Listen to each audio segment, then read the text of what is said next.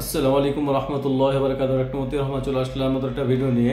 আমরা আজকে কথা বলবো যে আইবিএস রোগী ভুলেও যে 8টি কাজ আপনি করবেন না। হ্যাঁ, যদি আপনি করেন তাহলে আপনি নিজের হাতে নিজে বিপদ কিন্তু আপনি ডেকে আনলেন। নাম্বার 1 হচ্ছে গ্লুটেন এবং ক্যাসিন যুক্ত আপনি খাবার খাবেন না। 2 হচ্ছে বিশুদ্ধ পানি ছাড়া আপনি খাবেন না। 3 নম্বর হচ্ছে আপনার ব্যায়াম ছেড়ে দিবেন না। 4 নম্বর হচ্ছে পর্যাপ্ত পরিমাণ আপনি আপনি ঘুমাবেন।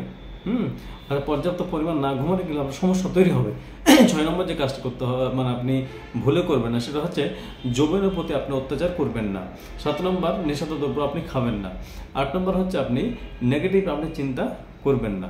তাহলে এই কাজগুলো যদি আপনি না করেন, হ্যাঁ, তাহলে কিন্তু আপনি ভালো থাকবেন। যদি আপনি করে ফেলেন তাহলে কিন্তু আপনি নিজের হাতে নিজে কিন্তু বিপদ ডেকে আনলেন, এবং এটা কিন্তু মারাত্মক পর্যায়ে কিন্তু আপনার যেতে পারে। সেক্ষেত্রে আপনি কিন্তু এখান থেকে বিরত থাকবেন, এবং এই কাজগুলো যদি আপনি না করতে পারেন বা না করেন তাহলে আপনারা দেখবেন যে পেটের যে হজমজনিত যে প্রবলেমগুলো এটা দ্রুত আপনার উন্নয়ন ঘটেছে, এবং আপনার ভেতরের যে ঘাটতিগুলো এটা দ্রুত পূরণ হয়ে গেছে। আপনি কিন্তু হজম প্রক্রিয়া আপনার দ্রুত ভালো হয়ে গিয়ে আপনি ভালো হয়ে গেছেন। তো ভালো থাকবেন। আবার অন্য একটা ভিডিওতে দেখা হবে। আসসালামু আলাইকুম রহমতুল্লাহ।